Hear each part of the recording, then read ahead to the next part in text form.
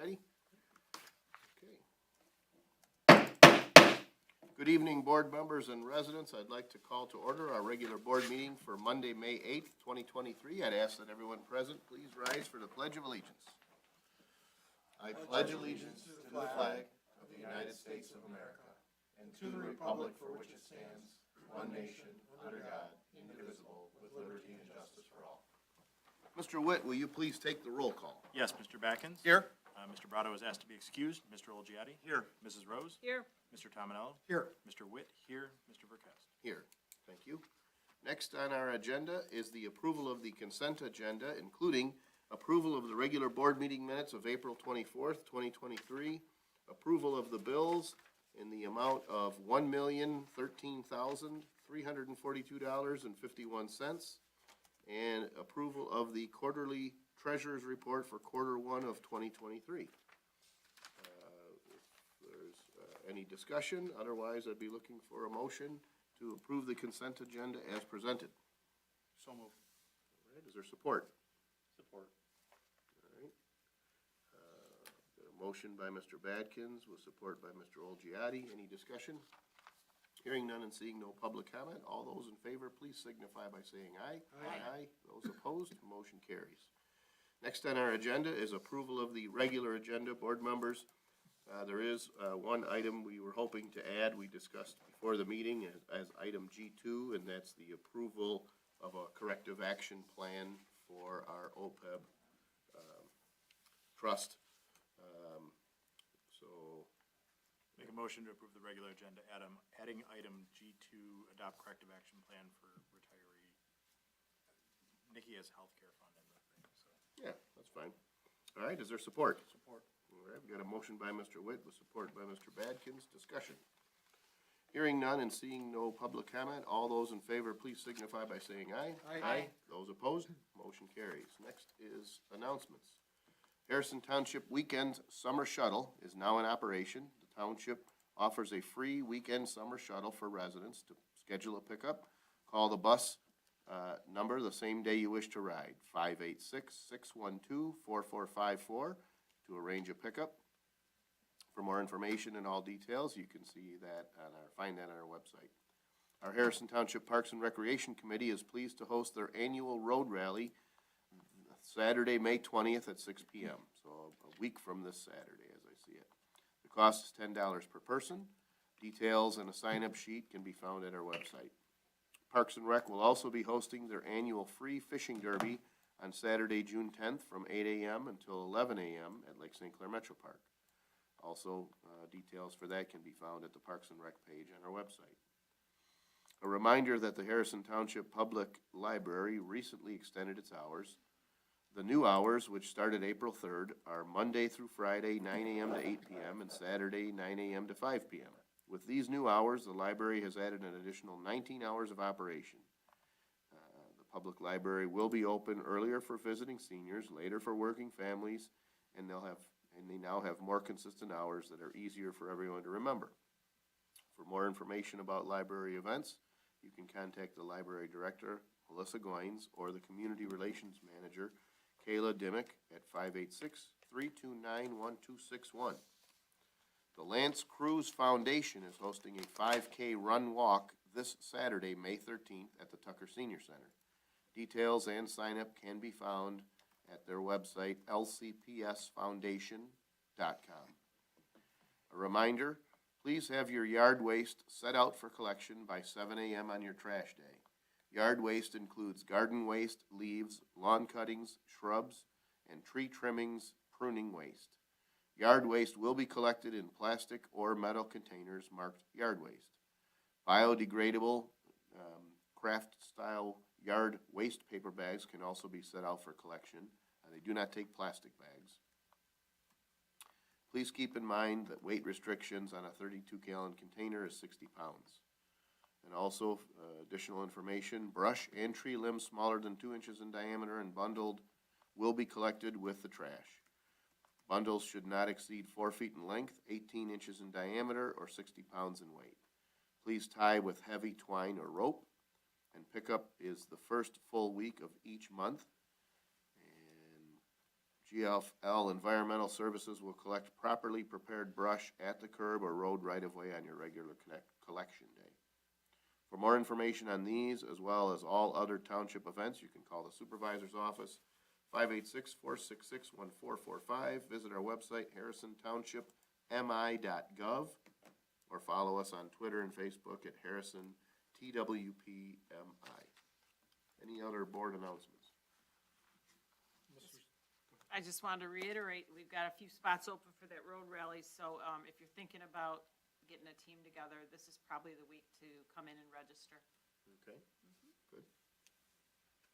Mr. Supervisor, I just want to bring to the board's attention that this is the first time where the quarterly treasurer's investment report is on the consent agenda.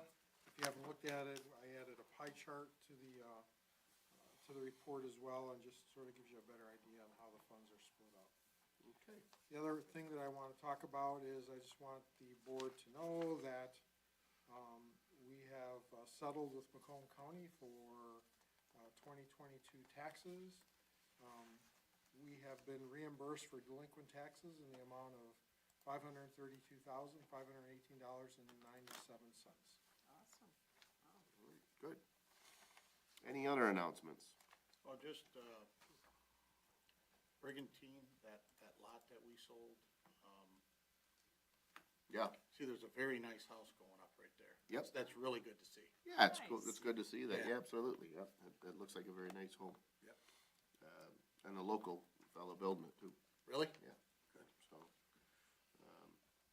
All right, if there's no other announcements, I'd like to invite to the podium our county commissioner, Mrs. Barb Zinner, for some updates. Thank you, Mr. Supervisor and Board.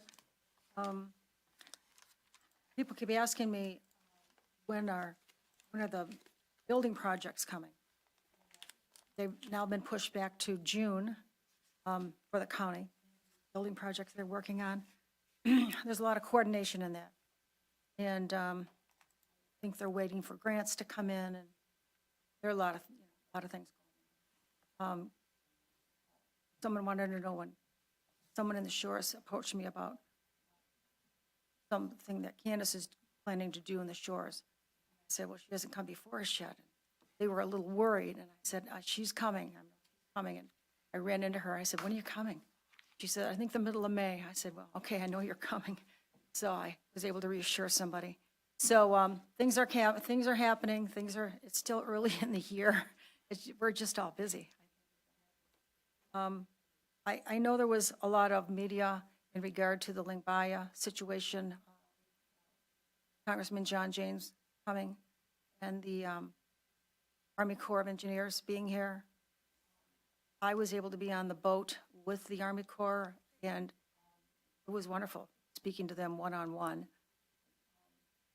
I know I've been up and close with the situations on people's property, small areas or large areas. You've probably seen them too. It's just not good. But speaking to Alyssa, who be in charge of it all, there are positive results. She's from Mississippi, where it's warm. I think she said she had 2 kinds of alkaloids they put together. Now, that's in small areas of water, not like what we have. But I asked her about CSOs. She said, yes, CSOs can be a problem also. So she covered everything. But she said, now, when we come here, she expects to be able to have a positive effect. And what I did not know, and you may all know this, but she went and had her net and she scooped up what was on all the media, the little green balls of, that's the beginning of the Lingbaya. I thought it was all this brown stuff that you see by these people's homes. She took that net and scooped it. And you saw those they look brown at first. They're just floating all under the water. That was 2 to 3 feet of water. I was in the sheriff's boat. It was up pretty close. And I couldn't believe. In the water, it was cool. So that was a different phenomena. And the second she put her hand in with a glove, she did it with a glove, and pulled it out, it changed. And it had the silver streaks, shiny streaks going through. And that's how they hold it together. That's how they naturally hold it together. They explained it as if it would be how you wrap coins, besides going into the Kroger store, do it, whatever, but it wraps together. And then if you touched it, just very shortly after it was out of the water, it becomes mush. Just because it's, I would assume, in the warmer temperature, but it was a little cool, but in the air, but it just changes immediately. And I'm looking down at the water and you can see the little balls just floating around. It was something I hadn't really seen before. I've only seen it when it's on top. So that to me said, if there's that many, and then they, of course, were going back down to the bottom and of the water. And I'm thinking, if there's that many in this area, and it just was a whole different way of looking at it. So anyway, they think they can address it, and we'll have to see. And she said, but the lake is so big, so many different, there were different areas that they had seen. She was a little amazed. They were a little amazed. Anyway, it was an interesting experience, and I'm hoping that this is all going to work out in the long run. And as far as the county, we just keep going, and that's really all I have to say right now. I do have people calling me, but really the county doesn't have money for that. I mean, if they need help, if someone needs help with dredging, if they had, it could be $100,000 to $200,000 for dredging, I guess, because nobody really knows until somebody comes there. And if people have enough money to do that, then you have to have your permits, of course. So it's a whole different scenario when you have to do it yourself. Somebody could have a little bit, but when it gets warm, you know, if people don't live on the water, they don't know that the putrid smell that it's warm, it's just overpowering. Anyway, so it's, people are investigating and thinking, hanging in. What's the timeline on that, Barb? Well, that study's for 2 years. Oh, okay. And I asked her if, she was coming back, when they were coming back, they were from different states and Detroit. She said she didn't know at that time. So, but I know they want to hit different seasons, which would be logical. So they're going to set that up. Barbara, you had mentioned dredging. Does dredging take care of the problem, or does it just slow it down? Well, if there are two areas I know of, one is a literal cove, and one person is in a situation that is a little bit of a cove. You wouldn't notice it unless you have seen a cove. And they have pieces of wood, big, logs, and then they have the lingbaya to the side. Unless the wind changes, the lingbaya could come to the other side. And that couple has just a small piece, but if it's where you're sitting in the summertime, then your goose is cooked. If you just stay in the house, which is away from the water, it may not be as bad. The one with the condo complex, there are people living close to right where the water is.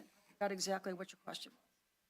I just was asking if dredging took care of the problem, or was it just a temporary solution? Well, you have to get it out. Someone's talking about aeration in an area that has quite a bit, because with that matting that they talk about, I mean, the one area, the mat that looks like a rug, can be that thick. I've seen it that thick. So that really has to come out, because as the scientists explained to me, as the summertime when it's warm, it goes down to the bottom, and when it gets warm, those gases form underneath and lift it back up. And then more stuff grows on top of that. So then you have the stuff that's on top coming in with the wind or with the water. So it's just an all-around monster. When I say monster, I really mean it. And she said she's heard people in the South say the same thing. Well, we'll just have to take it down, because it's just that. People who have these experiences. Thank you very much. Thank you. And I'll just add to that, the field trip, so to speak, or the work in the field was on Thursday. I spent Wednesday morning at MISD, they had a kickoff meeting, and so from my perspective, we've been talking about this, and it's been growing in in its, you know, in terms of how big of a problem it is. From my perspective, I feel really good after sitting in that meeting Wednesday. There were probably 40 people from locals, county folks, state folks, federal folks. There were at least 2 universities represented there, and the folks in those that were there from those universities are part of, you know, some grant programs. There's federal dollars that are supporting them. So I do feel good about, you know, right now, answers to the questions. There's definitely more questions than are answers. We did learn Wednesday that I think they did have a successful treatment program on an inland lake in Alabama. I learned that and there are, as I understand it, the county commissioner had said like coins in a coin roll. The filaments are actually almost like single cells encased in a sleeve, like you'd think of pennies in a roll. And so there's different strains. They look at little things to say, okay, well, is this a southern one or is this from different parts of our country? But this filamentous algae has been found in Minnesota. It's been found in Lake Winnipeg. It's been found in the St. Lawrence Seaway, and it is an issue in southern states. So I think they're looking at it right now. Some of the things we talked about, is it an invasive? Or is it something that may have been present, but because of the zebra mussels and the change in the clarity of the water, has it changed the life cycle?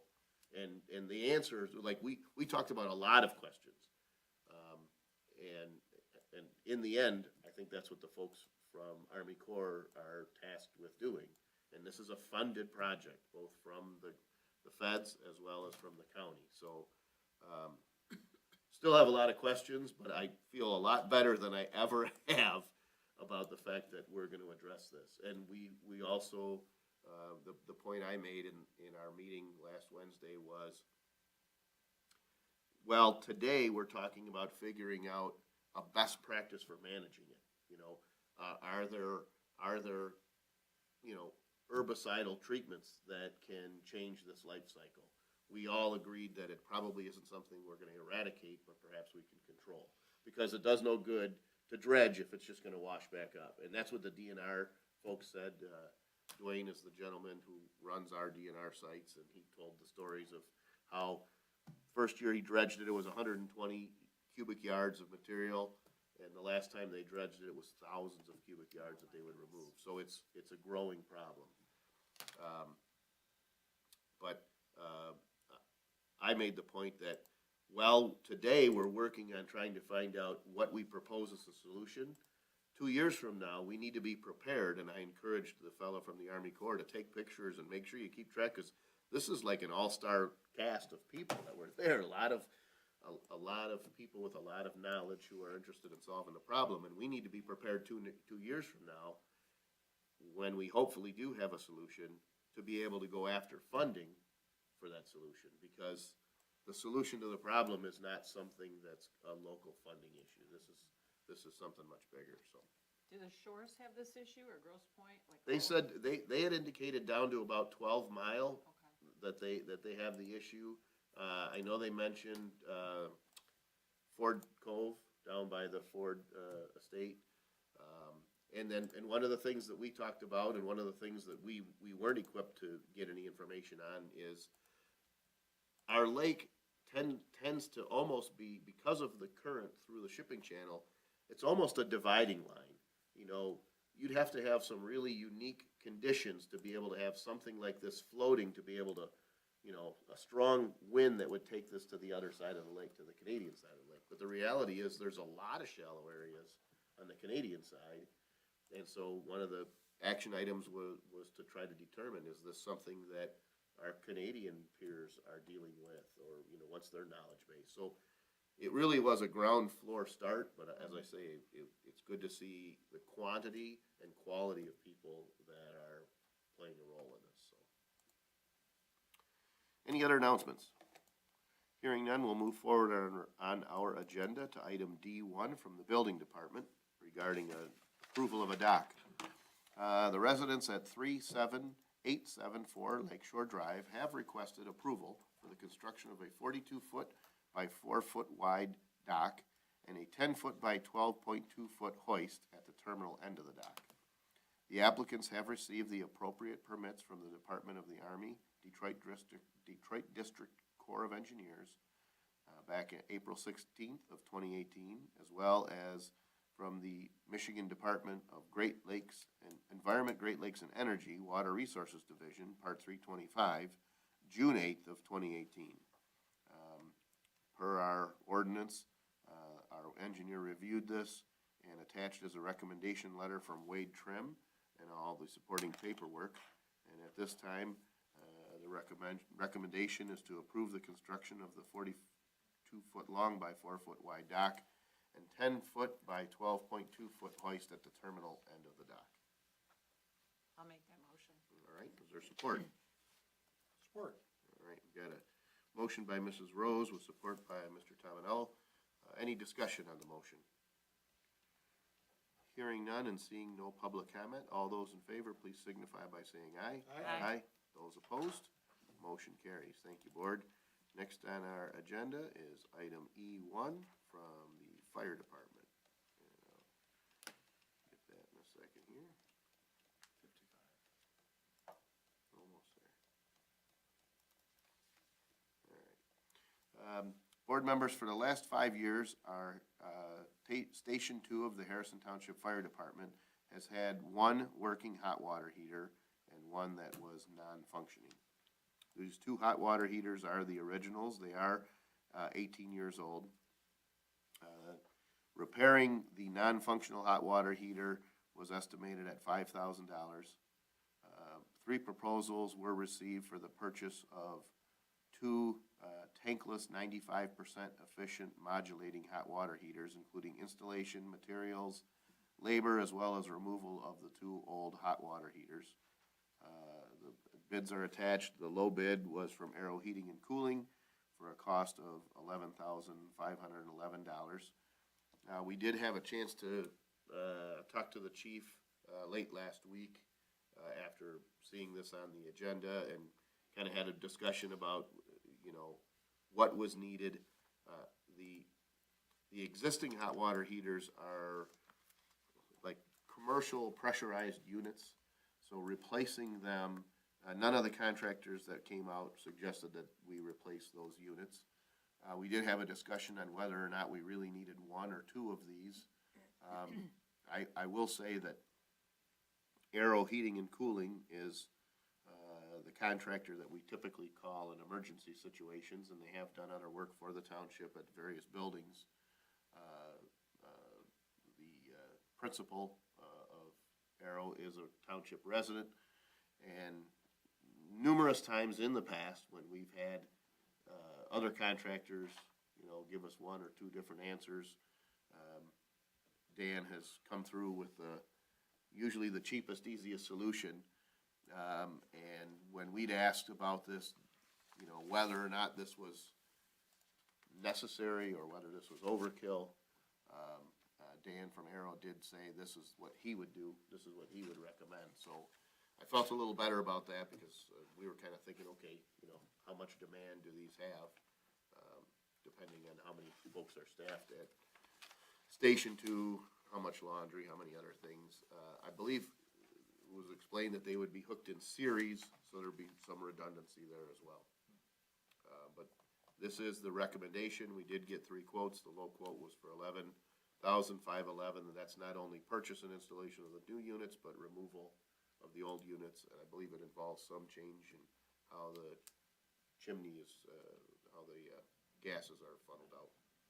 Make a motion to award the installation of 2 tankless hot water heaters for Station 2 to Arrow Heating and Cooling at a cost of $11,511. Is there support? Support.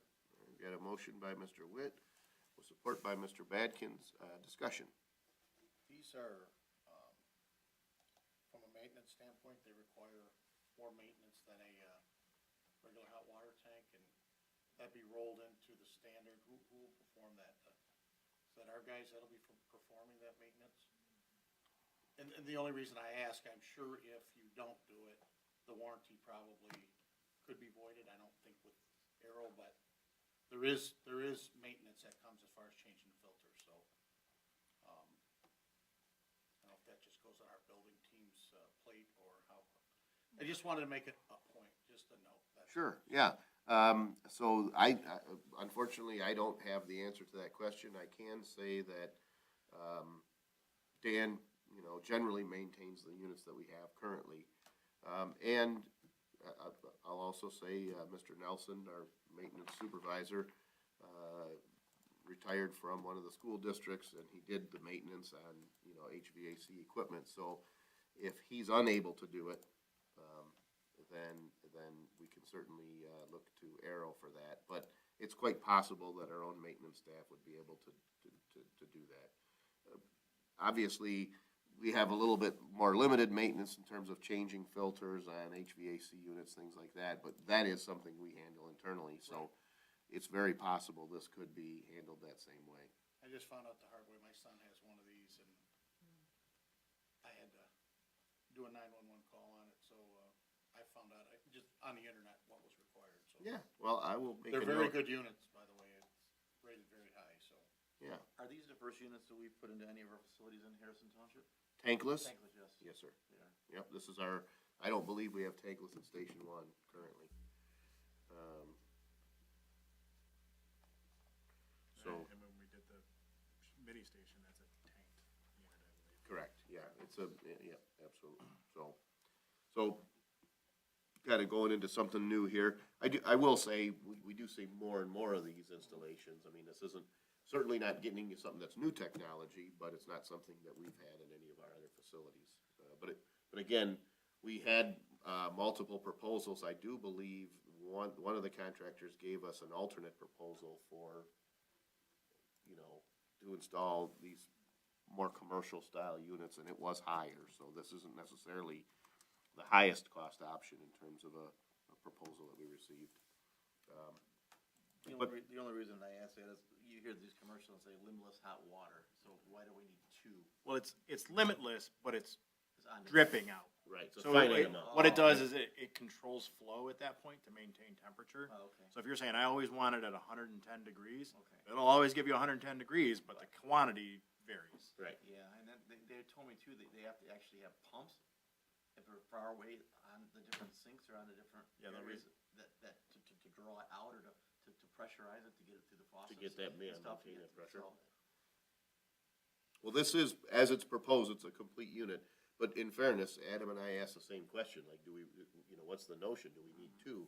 And I suppose, again, when we talk about staffing at a station, are there times in the course of a day when that might seem like overkill? Yeah, could you have a scenario where you come back from a fire run and guys are like, hey, everybody's jumping in the shower because there's kind of a detox thing, and if you got 3-4 guys, we could have as many as 4 individuals stationed at Station 2. And so there are normal demands throughout the course of an 8-hour day because we do have clerical and management staff there. And if 4, so this is kind of one of those things like, do we need that capacity all the time? No. Are there times we would need it? Yeah. So, thank you. yeah. Any other discussion? Hearing none, we've got a motion by Mr. Witt with support by Mr. Badkins. All those in favor, please signify by saying aye. Aye. Those opposed, motion carries. Thank you, Board. Next is item F1 from the Treasurer's Office. Thank you, Mr. Supervisor. I want to talk about some bank changes that took place as of 4/1. So basically on 4/1, my office changed the fundamental way the township manages our general fund account. Over the past 25 years, the township has managed a non-interest-bearing general fund account. In lieu of interest, the township received bank earning credits. The earning credits were applied to bank fees such as maintenance, lockbox, ACH wires, overdraft, etc. When the interest rates are low, earned bank credits do not cover the bank fees. In 2020, the township paid $45,000 in addition to the bank credits to pay for the bank fees. In 2021, the township paid an additional $60,000 in addition to the bank credits earned towards bank fees. In 2022, because interest rates were rising, the earning rate credits increased, and we had enough bank credits to cover the fees. Bank credits are not carried over from year to year and are lost at the end of the year. In the new banking model, the new banking model is summarized on scenario 3 of your board packet slide deck. If you guys want to take a look at that. The general fund account was switched to a money market sweep. Some banks refer to this as a J fund. The sweep banking model targets a specific amount of static funds held in the general fund. There is also a peg amount of static funds targeted on a daily basis sitting in the checking account, which serves as an overflow. The daily base general fund investment is $7.9 million. At 4 p.m. each business day, $7.59 million or more of the general fund account sweeps into a money market account. The deposit is returned by 7 a.m. each business day. The balance of the general fund over 7.9, so the static balance of the general fund, which is over 7.9 million, and the checking account not swept, remain in the accounts and earns bank credits equaling $9,000 a month. Projected annual bank credits under this banking model are $109,000 in banking credits. Projected bank fees are projected to be around $79,000, basically leaving us a balance of $30,000 in bank credits. The annual new projected interest earned annually is $359,000, and that's calculated at $7.9 million being invested daily. With the current interest rate, and current balance being invested, and right now I just want to let you know that right now we're investing around $9.4 million because that's our static balance. The projected interest rate for the first year is going to be well over $400,000. Using the current banking model, if we look at interest rates moving back down to the 2021 levels where we were paying the most fees, under this current model, we will still make at least $90,000 in annual interest. If you deduct the $60,000 we paid in 2021 for bank fee overages, we will still make a profit of $30,000. Plus, we will not realize the additional $60,000 payment that we had to pay. So in essence, we're netting $90,000. So even in a down market where interest rates were 7/8% or 1%, 3/4%, we're still going to make right around that $80,000 to $90,000. Plus, we won't have the additional cost we have to pay for the fees. So this is just something I wanted to present to the board. I think it's a win-win. It does take a little bit more management because I have to look at this every day. I have to look at money in, money out. And here's the whole thing is the interest is accrued. So if today we're investing $9.4 million, and let's say overnight we make $5,000 or $3,000, that's added to that 9.4, so it's compounded. So the more we have in our account, and it's managed, we actually look at the static balance. So we can't take out and move more than we have a static balance. Like if we take out a bunch, it's got to be managed, right? We can't say we're going to take that much out. So it's a little bit more to manage, but I think the payback is well worth it. So I just wanted to share that with the board on what we're doing and how that's working. I think it's going to be a great thing moving forward. Absolutely.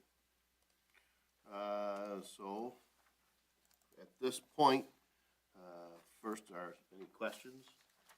I just have one question for Mr. Tominello. You said that the excess credits cannot roll over on a year-to-year basis, and I see in scenario 3 that there's $30,444 approximately left over. Where does that money go, or what do we do? That with will go away at the end of the year. Oh, it goes away at the end Yeah, of the year, okay, unless we incur more fees. okay. But what you have to keep in mind, Mr. Ojadi, if rates go down 0.25%, what's gonna happen, that 109,000 or 30,000 a month, Right, we will not make that 30,000, we'll make something less. okay, So basically, that's a buffer. okay. As long as rates, like right now, they're talking about rates being flat here for maybe the next 4 to 5 months. Right, right. So if it comes down, then as the interest rates go down, so does our earned bank credits go down.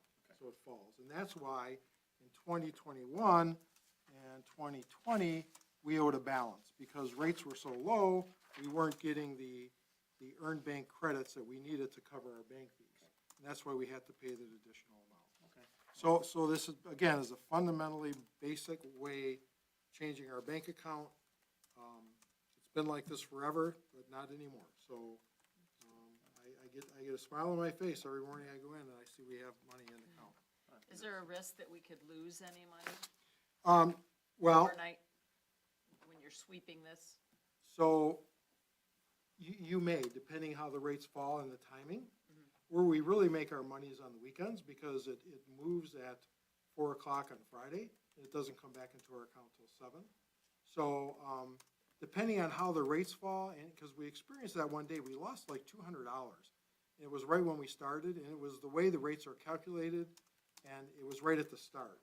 So they said the way everything was, all the rates line up, that's why we actually showed a loss of like $200. $200 of interest or $200 $200 of our of interest, principal? no, not principal, $200 of interest. So the Correct. principal never gets touched? That's correct. And right now, when I signed the initial agreement, it was at 4.61.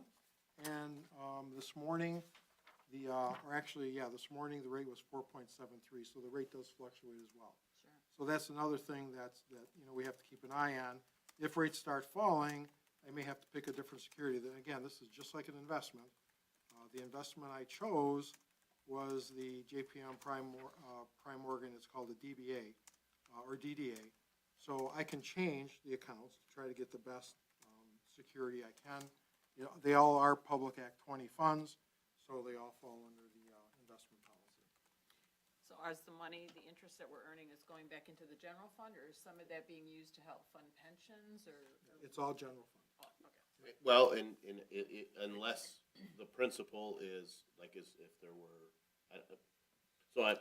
like, is any of it water and sewer or fire? So that's in a whole different account. That's Okay. the account we talked about last time. Okay. So I do have my investment account that's in the investment report that you guys see quarterly. So those, and if you look at I think I mentioned the pie chart. If you look at that pie chart, that's the one that's split between water and sewer. I have to find my pie chart here. But if you look at that pie chart, that will show you the different, here we go, over here, I'm sorry. Does So any- that's our, this is the total principal invested by fund. This is totally separate money. This is high yield money, but this goes to general fund, fire fund, police fund, library fund, ARPA fund, public works, water and sewer, and the debt service fund. So everything that comes from the daily account from general fund, because that is our main bank account, stays in general fund. And I think to further answer that question, historically, for some time, we really interest hasn't been a function of our budget. But because interest rates are up, you know, there's good and bad to that, but now because we can generate interest, this is gonna show as a revenue line item on our It will, budget moving yes. forward. But those are the same those are the same pots of dollars. It's 7.9 on one and 7.9 on the other, right? Or am I, No, are they just coincidentally the same dollar amount? So what are you talking about, Mr. Witt? So if you look at the amount available to be invested in your slide deck. Yep, Was 7.9 million. 7.9. And then if you look up on your pie chart, it's also 7.9. Is that just a Yeah, it's coincidence? just a coincidence, yep. Okay. That's what I'm going like, man, it's weird that like, you get two big numbers that close, No, right? it's just a coincidence. When you're And playing rules of big numbers, you Right. sort of go like, And keep in mind that 7.9 is a minimum based on our Yeah. current experience. And what'll happen is, that, like I said, that's right at 9.4. So that's why I'm projecting right now to be in the black over 400,000 after a year, not at the end of the year, At a full calendar year. at a not- full calendar year, right, because we're not going to experience over 400 this year because we started April, in April.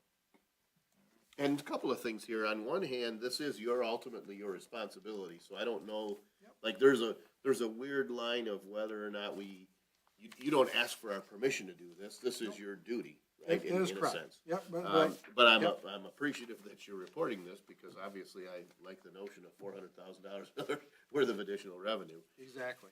And historically, if we go back in time, there were prior periods. There was probably- times where we were earning 6% on money that Right. was in the bank. So- Right, I would say probably that first term when you were deputy supervisor, Yeah. this was more typical because that's the climate. But probably, from, late first decade of the 2000s, this kind of went away and hasn't been around for Yeah. some time. But I appreciate and applaud your Thank you, efforts in doing this and kind of figuring out that line of how much can we put into the credits so we don't pay for fees? And then whatever else we can put into an investment role, let's make sure we do that. So I appreciate that. I don't know if there's a need to receive and file, or, Okay, it doesn't hurt to say we're aware it was happening. Yeah. I make a motion to receive and file the bank account changes presented by the treasurer. all right, is there support? Support. All right, we've got a motion by Mr. Witt with support by Mr. Olgiati. We had some questions and discussion. Are there any further? Hearing none and seeing no public comment, all those in favor, please signify by saying aye. Aye. Those opposed, motion carries. Next is item F2 from the Treasurer's Office. Thank you, Mr. Supervisor. The Protecting Michigan Pension Program was created to help Michigan's underfunded municipal pension systems. Under the fiscal year 2022 and 2023 budget, the Michigan Department of Treasury was appropriated $750 million to establish and operate a local unit municipal pension principal payment grant program for qualifying retirement systems with a funded ratio below 60% as defined by the Protecting Local Government Retirement Benefits Act, Public Act 202 of 2017. Grants will be made to cities, villages, townships, counties, and road commissions with a qualified retirement system with a funded ratio of less than 60%, based on the last report filed as of December 31st. The Harrison Township Fire Pension Fund is a qualified retirement system funded at 58.3% at the end of 2021. The Protecting Local Government's Retirement Benefit Program can be viewed at the link here. And also, Mr. Verkest also put out a memorandum from the Fireman's Pension Board that you received today. What I'm looking for today, Board, is to get approval for submitting the application to the state for Protecting Michigan Pension Grant for the Harrison Township Fire Pension System. So this is one of those unique areas where two things kind of coincide or work together. Each of our pension plans, as well as our OPEB trust, has its own autonomous board that oversees that. So this board doesn't make decisions, for example, on how the fire pension assets are invested. But this is a unique time where the fire pension board said, hey, we think we should apply for it. My understanding is they deliberated on this for quite some time at the last meeting earlier. Well, I guess that would have been Late last month. yeah, in April. Yep. And this is also the fire pension board has an attorney present, advising, and the actuary was there also. And so this was the collective decision they made. The fire pension can't apply for this. It requires the municipality to apply for this grant. And the cynical side of me says, well, if we're at 58.3, there are other plans that have a much greater need than ours. So what are our chances? But as our clerk pointed out, there is indication that it's going to be prorated. Like they're not saying, well, the first top three guys get all the money. Yeah, they said across the board it'd be a proration based on who applies. The pension attorney did make reference to, I thought, Flint as a particular plan, and it doesn't really matter. There's some discussion that, they've already kind of allocated some of this, but everyone assures me that we have a reasonable chance to get some of these funds. And so this is kind of one of those, why not? Why not ask for it, right? And it looks like the only reporting realistically that we have to do unless Treasury comes up with some new rules is we're subject to a corrective action plan submittal for the next 5 years. So it doesn't look like a ton of oversight. You know, a lot of strings attached to it, and so. Right.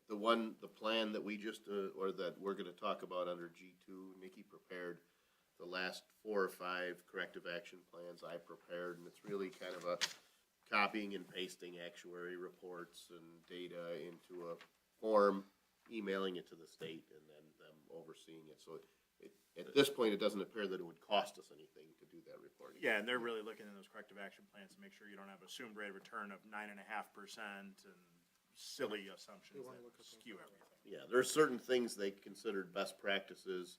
You know, have you made correct assumptions or unrealistic, and we meet all those targets. So, and typically in a situation like this, if between now and the time a potential grant or award was available, if the rules changed, usually in these situations, applying for it doesn't mean that you're forced to accept it. So if there's strings that come out in the future, you know, we always have the chance to say no, but it seems prudent to apply and see what we can get. The worst you get is a no. Exactly, and that's the way the Fire Pension Board thought about it. You know, even if we get a nickel, it's more than we had. So, and because we're on the list, we felt that it was advantageous to apply. Now, and I really don't want to go off on a tangent here, but I do want to talk about at our last meeting with the attorney. The attorney said there are additional talks going on relative to this program and grant. And they were saying that there were many municipalities that were above 60% that were actually complaining that the ones under 60% are being rewarded for bad behavior. So they are talking about possibly, it's still a lot of discussion still taking place with this, but the deadline is June 14th or 15th. So it's very prudent. But I guess I just want to throw this out there. Does it make sense to go ahead and approve, if we approve this, to go ahead and approve for the employees' pension plan to apply as well? And the reason I'm thinking that, if we have the approval here at the board, and in fact, the discussions come to fruition where over 60% can apply as well, we won't have to wait the additional time and possibly miss the deadline. So I just want to throw that out there for discussion and just see what you may want to say. Sure. And my thought is we heard the same thing, because we had a kind of a basic recap in the employee pension, and the attorney updated us. But I think it would be difficult to say, hey, let's apply, because technically we can't apply. But I agree with you that this board, you know, I can't imagine they're gonna give us a timeline that's so short if you're over 60 that we won't have a chance to do it.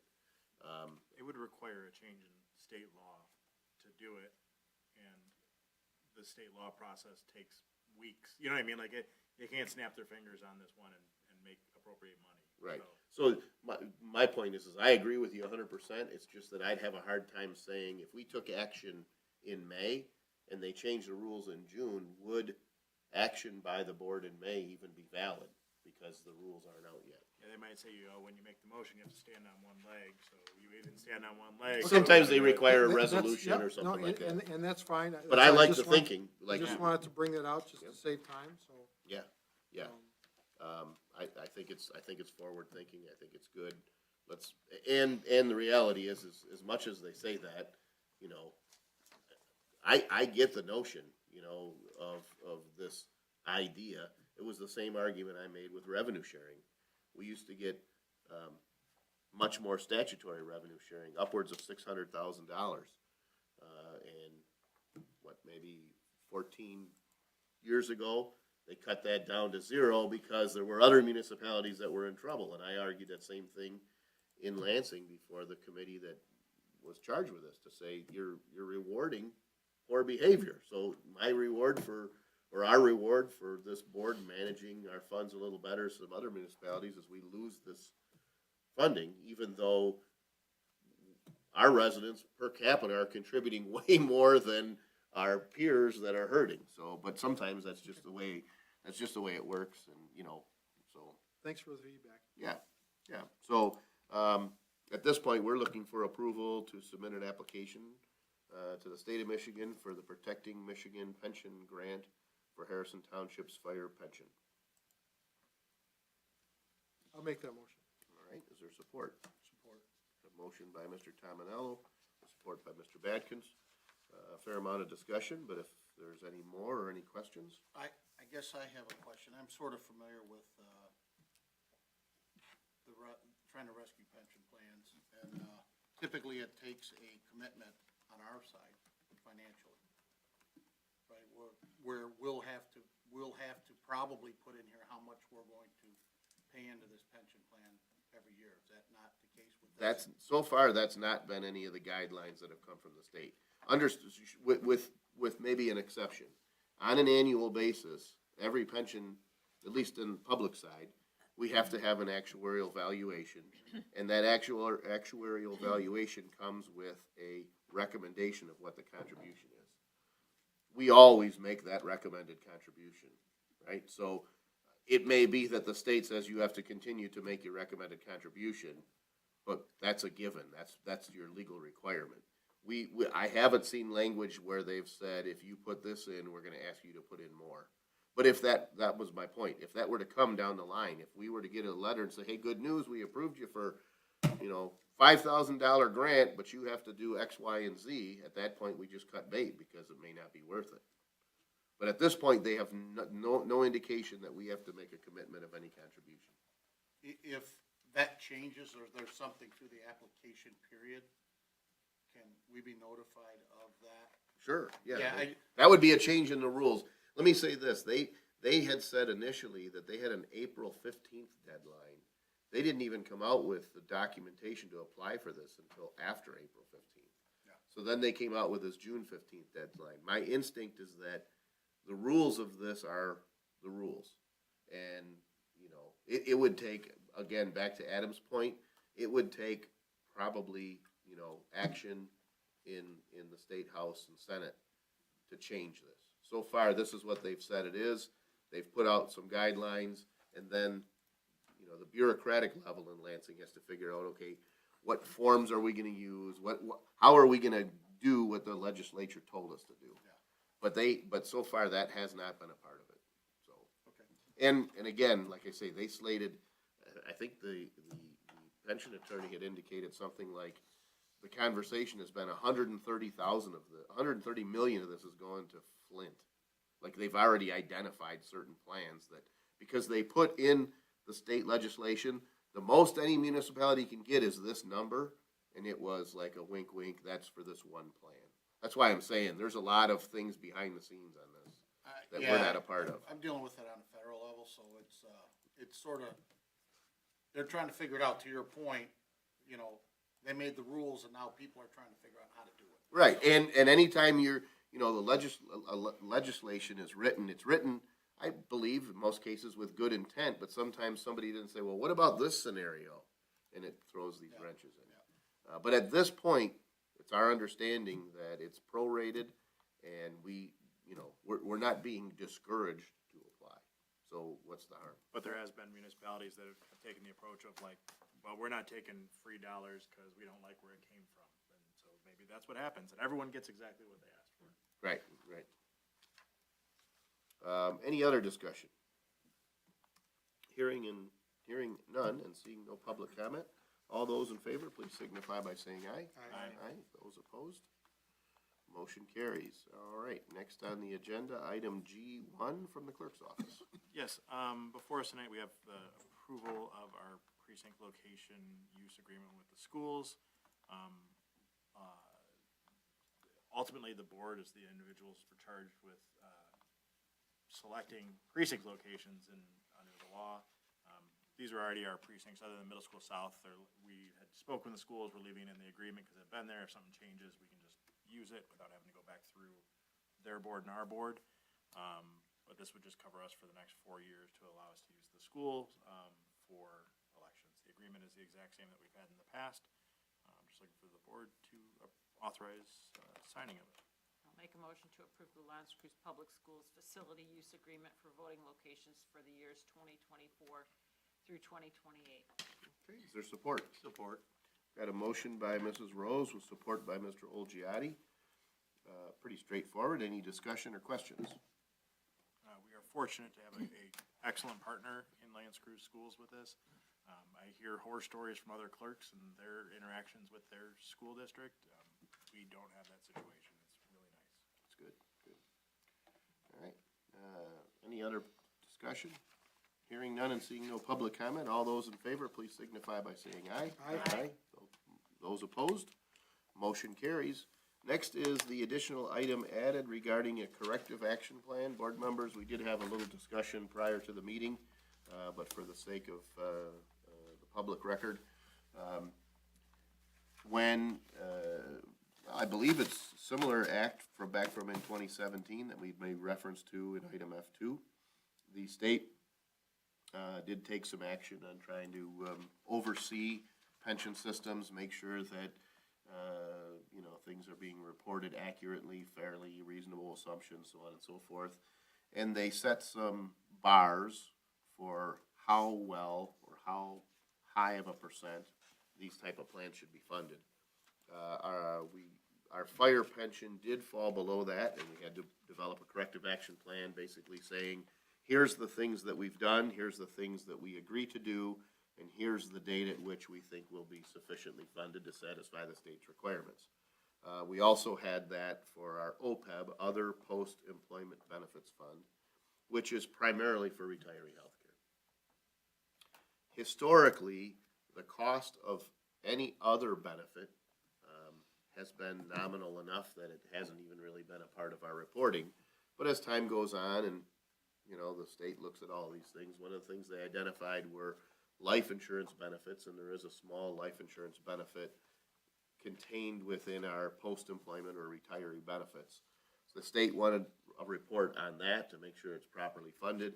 We had a choice of either creating a completely, wholly separate and additional trust, which would take that much more money and maintenance. But the recommendation from the attorney and from our actuary was to just modify the retiree healthcare trust to add into, to just merely modify it to say that it also includes life insurance benefits and any of these other benefits. We did that as a board and modified that trust 2 or 3 meetings ago. That satisfies the state's requirement. We reported that back to the state. They said, okay, well, you still have to respond to our request for a corrective action plan. So Nikki is our finance director. She did prepare a corrective action plan, and I gave you a copy of that. She was concerned because when she spoke to her contact at the state, they said that they were expecting that corrective action plan back May 20th, which was the reason why we felt it was worthwhile. The reality is it's a very simple thing. We've already taken the action. This board has already made the decision to put life insurance into the into our OPEB trust. But we need to officially report that to the treasurer's office by way of this corrective action plan. So I distributed a copy of that to everybody. It's a 6-page document, and ultimately it just says, summarize what I said on almost the last page. So really the action we're looking for is for this board to approve that corrective action plan and to authorize the supervisor to sign it and submit it to the state. Make a motion to approve and authorize the supervisor to sign and submit the corrective action plan for the retiree health care plan. All right, is there support? Support. Got a motion by Mr. Witt with support by Mrs. Rose. Should be pretty straightforward. It's just kind of, really accounting kind of type paperwork, but want to do it right. So any other discussion, questions? Hearing none and seeing no public comment, all those in favor, please signify by saying aye. Aye. Those opposed, motion carries. Thank you, board. Next on our agenda is item H, public comment. It can be about any subject that you wish. We ask that you try to limit those comments to 5 minutes in length. Board members, residents, C. William Bardell, 26-year resident, clean cut, do-gooder boy next door. Clean up, fix up, people helping people. I just want to remind everyone, please check out Save Lake St. Clair on Facebook. press follow, stay up to date on everything that's going on. And, everyone have a wonderful evening. Thank you. Thank you. Seeing no other public comment, we'll close the floor for public comment. Is there any board comment? Hearing none, I'd be looking for a motion to adjourn. So moved. Is there support? Support. Got a motion with support to adjourn. Discussion? Hearing none, all those in favor say aye. Aye. Those opposed, motion carries, meeting adjourned.